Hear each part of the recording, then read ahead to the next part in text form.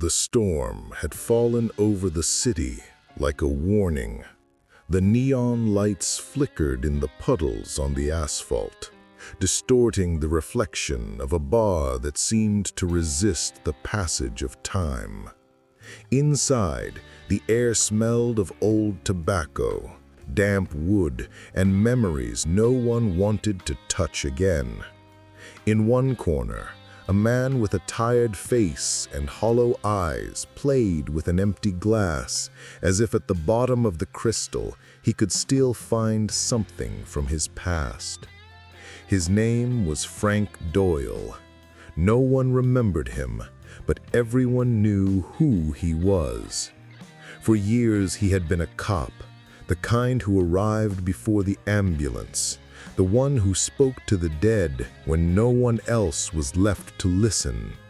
Now he was just an old man in a soaked coat, sitting in a bar where young men laughed at what they didn't understand. The laughter was like knives. They pointed at him, pushed him with words, stripped him of what little he had left, his dignity.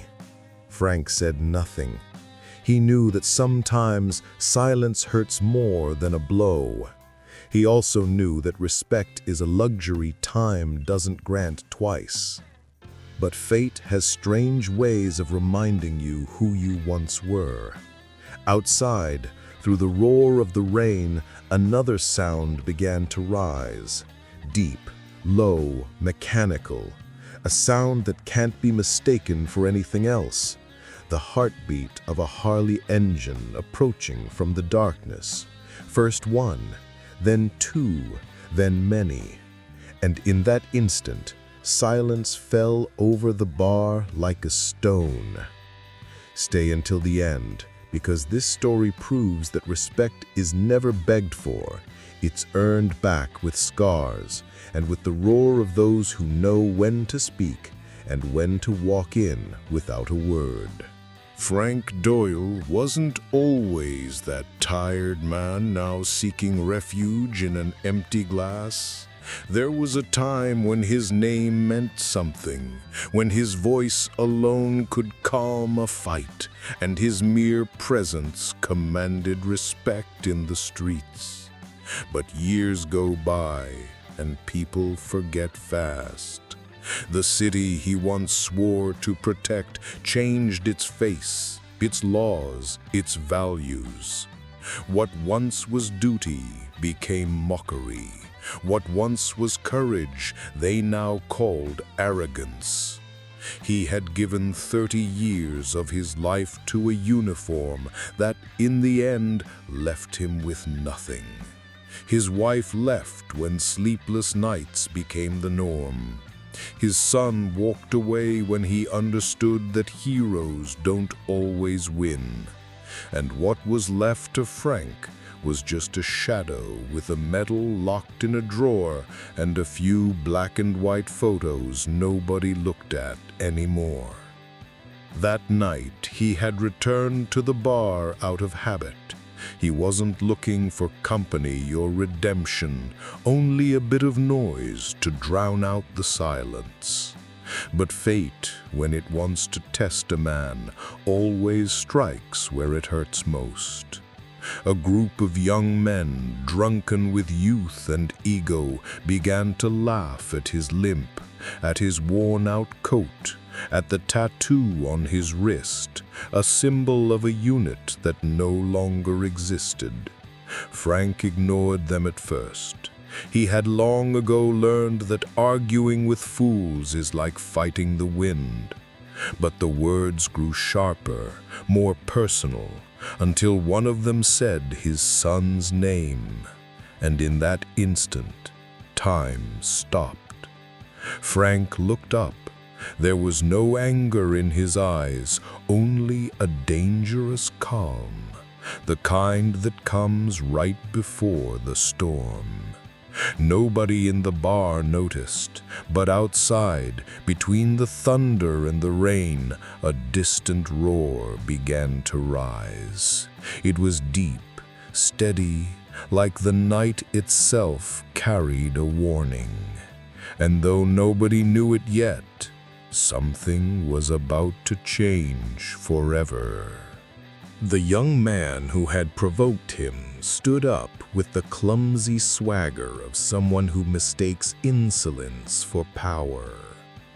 His eyes were glassy, his smile crooked, the kind of smile that only lasts until someone wipes it off. He staggered toward Frank, glass in hand, leaving a trail of beer on the floor. "They say your son left town because he couldn't stand having a coward for a father," he said, his tone begging for laughter. The laughter spread like an echo through the bar. But it only took Frank lifting his gaze for that sound to begin to die. There was something in his face, in that stillness, that needed no words. The look of a man who's seen too much and knows exactly what stands between living and vanishing. Silence returned for a second, broken only by the ticking clock and the groan of the wet wood. Frank took a deep breath. The smell of whiskey and tobacco mixed with the cold air that seeped in every time the wind pushed the door. He thought about standing up, about leaving without looking back. But when he tried, the young man shoved his shoulder, and the glass tipped over the table. The liquid crawled slowly, forming a small puddle that reflected the faces of everyone in the room. The bartender, an older man who had known Frank for years, stepped closer. "Let it go, kid. You don't know who that man was." But the boy didn't listen. He grinned, looking for approval from his friends, unaware that he had just crossed a line that shouldn't be crossed. Frank didn't react. Not yet. In his head, everything moved with an eerie calm, like the seconds that stretch right before a storm. Then he heard it. Faint at first, almost lost beneath the rain, a low, rhythmic, metallic hum. One, then several. The sound of engines breaking through the night, closer every second, louder, clearer. No one in the bar noticed at first, but Frank did. He knew that sound like an old heartbeat. It was the call of the open road, the warning that something was coming. The young man laughed again, unaware that his moment of mockery was already over. Outside, the storm changed its tune. Those weren't thunderclaps anymore. They were the growls of dozens of Harleys cutting through the darkness. And when their lights began to shine through the bar windows, fear entered before they did. The noise became impossible to ignore. The engines roared like a tide rising from every corner of the night. The floor shook. The glasses rattled on the counter, and the music stopped even though no one had touched the player. The storm outside seemed to yield, replaced by that constant growl that made even the boldest go quiet. Headlights sliced through the mist like knives, reflecting off the dirty glass. One of the patrons peeked out the window, then stumbled back, pale. He had seen them coming, one after another, helmets gleaming in the rain, leather jackets drenched, red and white patches that no one dared stare at for more than a second. The door burst open. The wind swept in, bringing with it the smell of gasoline and hot metal. The first man crossed the threshold without a word. Tall, steady, his face carved by years of road and weather. Around him, the silence became absolute. Behind him came the rest, filling the room with a presence that didn't need to speak. Frank lifted his head, and the moment their eyes met, he knew who it was. Ray Stone Miller. 20 years had passed, but time hadn't erased that face. They had shared one night at the border when law and survival blurred together, and Frank had saved his life without asking for anything in return. Stone walked slowly forward, his boots heavy against the wooden floor. No one moved, no one breathed.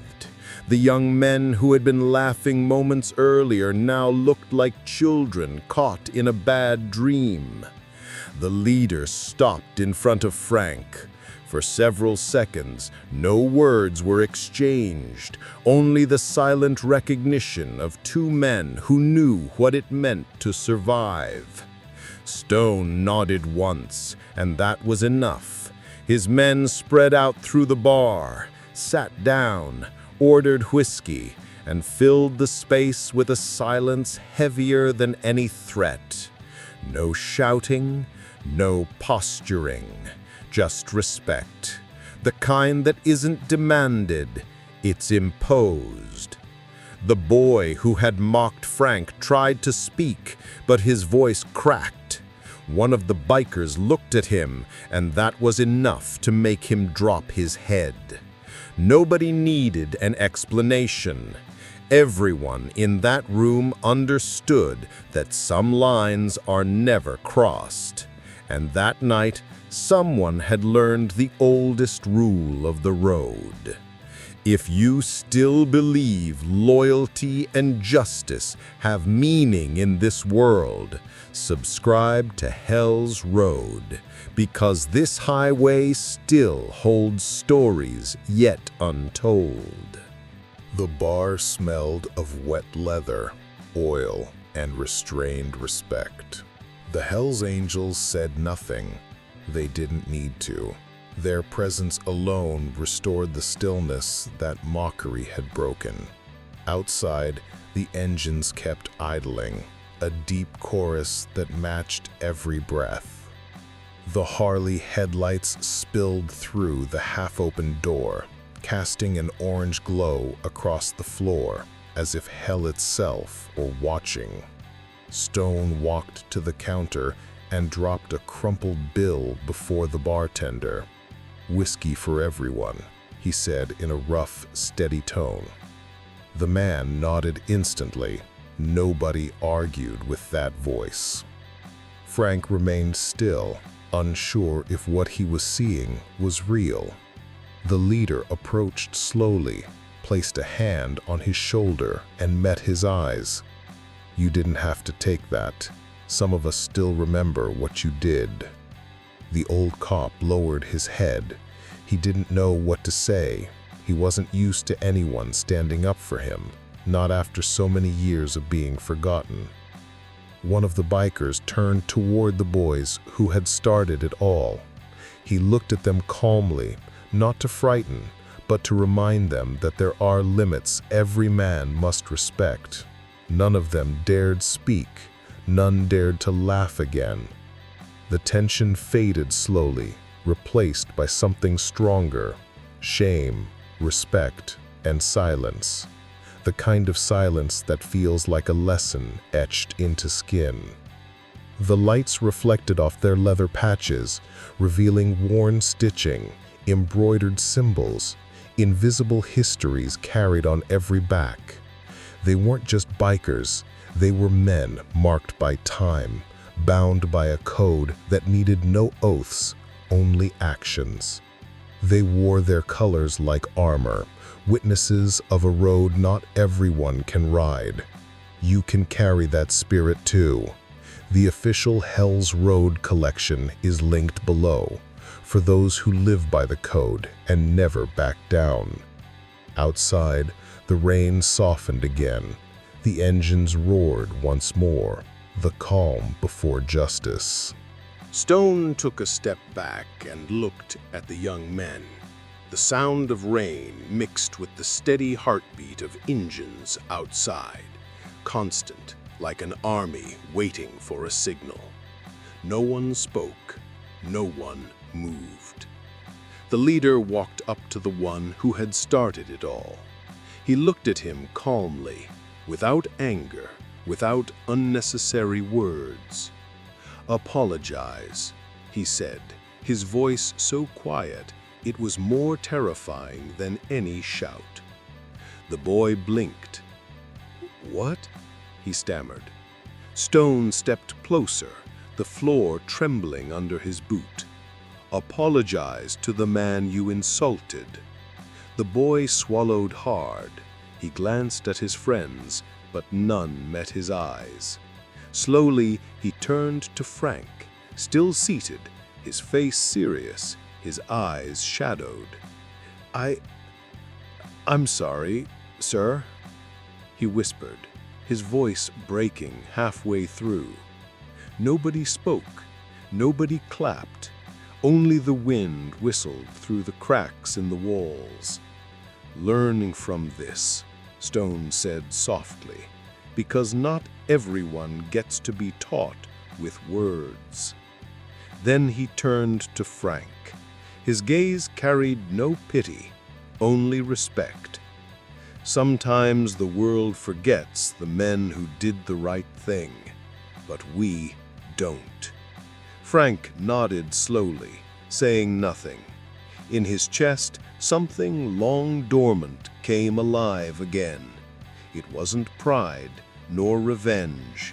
It was justice, silent, calm, pure. Stone raised a hand, and the engines outside answered with a roar that shook the walls. One by one, the bikers stood, walked to the door, and stepped out into the rain. None looked back. None needed to. Stone was the last to leave. He stopped at the doorway, turned toward Frank, and gave a small nod, barely noticeable, but full of meaning. A recognition between men who understood the price of loyalty. He pulled on his gloves, mounted his Harley, and started the engine. The roar filled the night. It didn't speak of violence. It spoke of respect. When the last headlight disappeared behind the curtain of rain, the bar finally breathed again. Frank stood there, silent.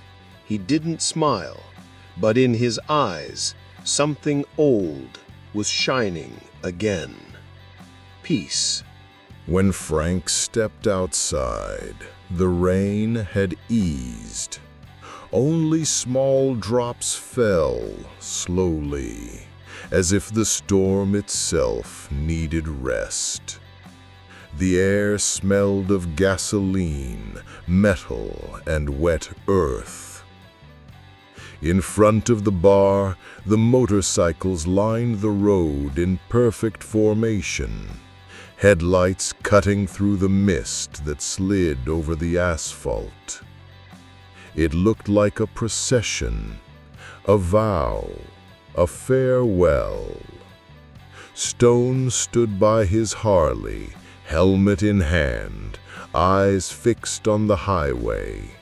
Exhaust smoke rose in spirals, vanishing into the wind. Frank walked toward him, unsure what to say. Words were useless when respect was already understood. "You're not alone, old friend," Stone said without turning. "Some of us still believe in what you did. There was a time when men like you kept order when no one else had the courage." Frank wanted to reply, but the lump in his throat stopped him. He simply nodded. For the first time in years, someone had understood what it really meant to be a just man in a world that had forgotten the meaning of justice. The engines began to roar one by one. Lights reflected in the puddles like fallen stars, and the sound grew until it filled the valley. It was a hymn, a farewell made of steel and loyalty. Stone climbed onto his bike, lowered his visor, and looked back at Frank. "Take care, brother. The road never forgets those who acted with honor." The leader revved the engine, and his Harley thundered with the force of a reborn storm. The others followed, forming a column that disappeared slowly into the darkness.